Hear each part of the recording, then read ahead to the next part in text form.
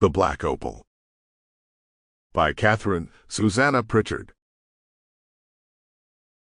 Part 1. 1.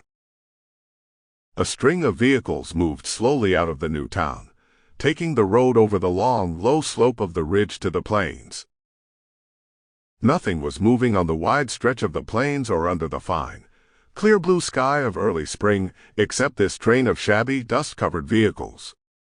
The road, no more than a track of wheels on shingly earth, wound lazily through paper daisies growing in drifts beside it, and throwing a white coverlet to the dim, circling horizon. The faint, dry fragrance of paper daisies was in the air, a native cuckoo calling.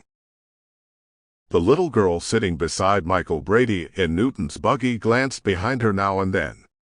Michael was driving the old black horse from the coach stables and Newton's bay mare, and Sophie and her father were sitting beside him on the front seat.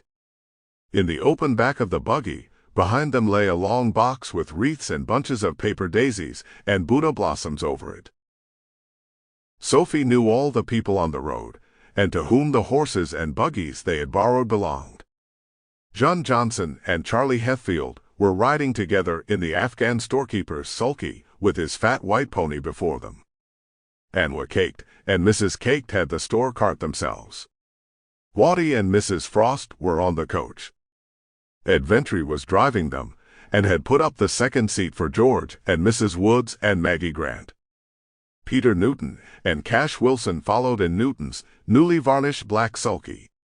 Sam Nancaro had given Martha McCready a lift, and Pony Fence Inglewood was driving Mrs. Archie and Mrs. Ted Cross in Rob's old heavy buggy, with the shaggy draft mare used for carting water in the township during the summer in the shafts. The Flails' homemade jinker, whose body was painted a dull yellow, came last of the vehicles on the road.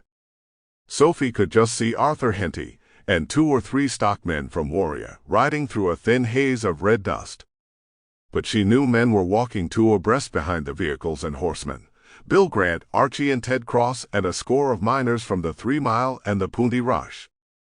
At a curve of the road she had seen Snowshoes and Pot straggling along behind the others, the old man stooping to pick wild flowers by the roadside, and Potch plodding on, looking straight in front of him. Buggies, horses, and people, they had come all the way from her home at the old town.